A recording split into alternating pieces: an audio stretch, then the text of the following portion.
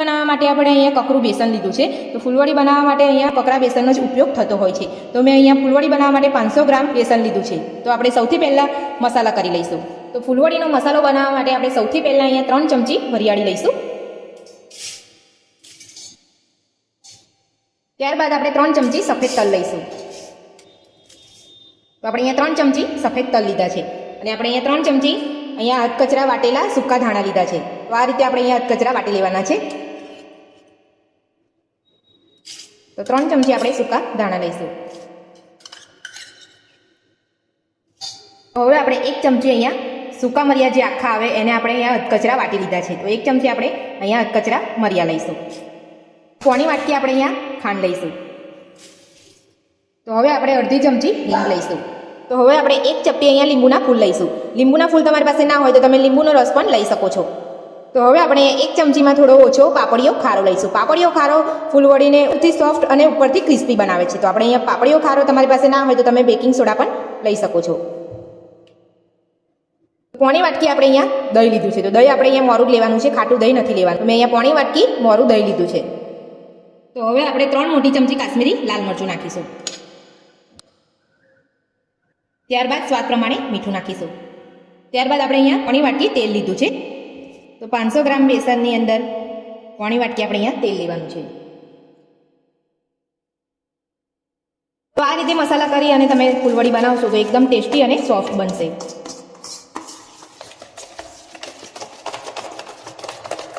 તો આ રીતે બધા જ મસાલાને મિક્સ કરી લેવાનો છે. તમે જોઈ શકો છો આપણે બધો જ મસાલો અહીંયા સરસ મિક્સ કરી લીધો છે.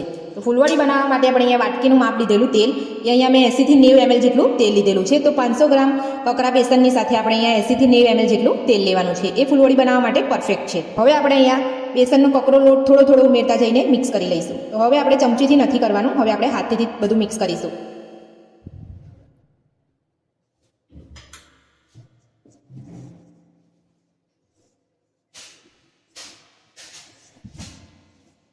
કરવાનું છે. વધારે પણ પાણી અહીંયા પડી ના જાય તેનું ખાસ ધ્યાન રાખવું. તો આપણે મસાલા સાથે અહીંયા લોટ સરસ મિક્સ કરી લીધો છે. તો તમે જોઈ શકો છો આપણે અહીંયા બધો જ મસાલો લોટ સાથે મિક્સ કરી લીધો છે. તો હવે આપણે એમાં થોડું થોડું પાણી ઉમેરતા જઈએ અને ઢીલો લોટ બાંધી લઈશું.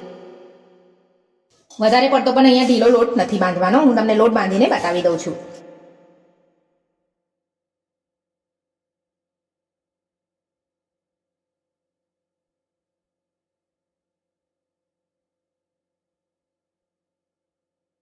તો આપણો અહીંયા ફૂલવડીનો લોટ બંધાઈ ગયો છે. તો મને અહીંયા આટલો લોટ બાંધવામાં 1 વાટકી જેટલું પાણીની જરૂર પડી છે. તો આ રીતનો આપણે અહીંયા ઢીલો લોટ બાંધવાનો છે. તો આપણે અહીંયા ઝારા વગર જ આપણે અહીંયા ફૂલવડી પાડવાના છે, એટલે આપણે આ રીતે આપણે ઢીલો બાંધવાનો છે, વધારે પડતો ઢીલો નથી બાંધવાનો. તો હવે આપણે એને 45 મિનિટ એટલે કે પોણો કલાક જેટલું ઢાંકીને રહેવા દઈશું.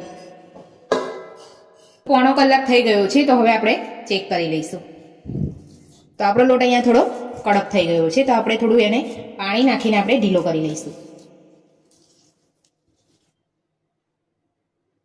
તો હું અહીંયા થોડું પાણી નાખીને એને ઢીલો કરી લઉં છું.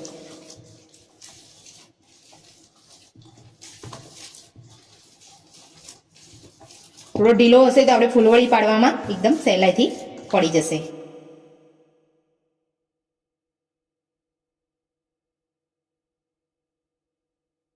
તો 45 મિનિટ લોટને ઢાંકીને રાખ્યા પછી તમારો લોટ થોડો કડક થઈ ગયો હોય તો આ રીતે તમારે થોડું પાણી ઉમેરીને નોર્મલ આપણે અહીંયા ઢીલો કરી લેવાનો છે. તમે જોઈ શકો છો મારો લોટ અહીંયા આ રીતનો ફૂલવડી પડે એટલો આપણે અહીંયા ઢીલો રાખ્યો છે. બહુ કડક રાખીશું તો ફૂલવડી જલ્દી પડે નહીં અને કડક ફૂલવડી પાડવા માટે આપણે અહીંયા એક પ્લાસ્ટિકની આ રીતની થેલી છે, તમારી પાસે જે પણ થેલી હોય આ રીતની એ તમે લઈ શકો છો. તો હવે આપણે અહીંયા ગ્લાસમાં રાખી લઈશું.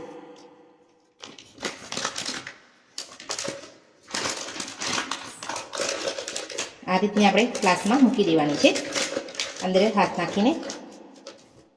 અને હવે આપણે એમાં ફૂલવડી પાડવા માટે લોટ ભરી લઈશું.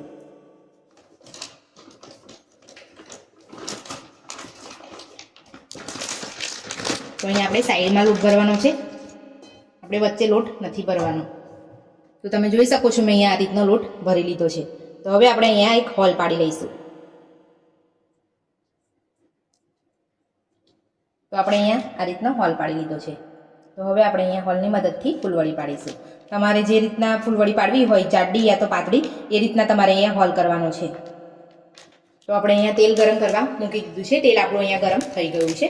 તો હવે આપણે એમાં ફૂલવડી પાડી લઈશું. તો આ રીતે દબાવતા જવાનું છે અને આ રીતે એક કાતર રાખવાની છે, એની મદદથી આ રીતે કટ કરી લેવાની છે.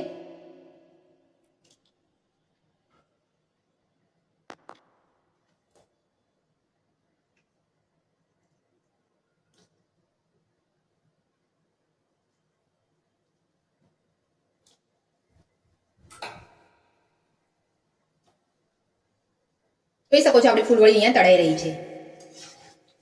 તો મેં અહીંયા થોડી મોટી ફૂલવડી રાખી છે. તમારે આનાથી નાની સાઈઝ રાખવી હોય તો તમે આનાથી નાની સાઈઝ પણ કરી શકો છો. તો હવે આપણે ફૂલવડીને તળાવવા દઈશું. તો ફૂલવડીને આપણે અહીંયા ધીમા તાપે તળવાની છે. ફૂલ ગેસ કરી દઈશું. ધીમા તાપે નહીં તળીએ તો ફૂલવડી અંદરથી કાચી રહી જશે અને ઉપરથી એકદમ ક્રિસ્પી થઈ જશે. એટલે આપણે અહીંયા ગેસની ફ્લેમ મીડિયમ રાખવાની છે. તમે જોઈ શકો છો આપણી ફૂલવડી અહીંયા સરસ તળાઈ ગઈ છે. તો આ રીતનો કલર એનો થવા દેવાનો છે. તો હવે આપણે ફૂલવડીને કાઢી લઈશું.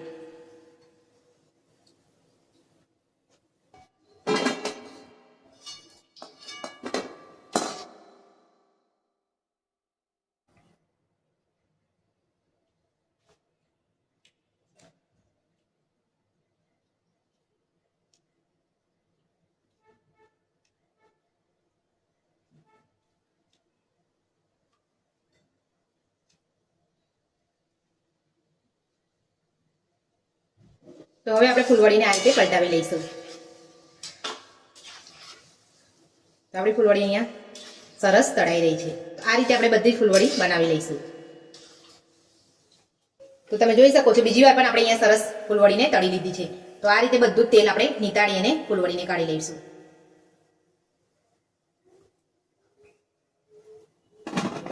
તો પહેલા કરતા મેં અહીંયા થોડી નાની રાખી છે. તો આ રીતે આપણે બધી જ ફૂલવડી બનાવી લઈશું. તો આપણે અહીંયા બધી જ ફૂલવડી તળાઈને તૈયાર છે. તો રસોઈયા બનાવે તેવી એકદમ સોફ્ટ અને ટેસ્ટી મસાલેદાર ફૂલવડી આપણી બનીને તૈયાર છે. તો એકદમ ક્રન્ચી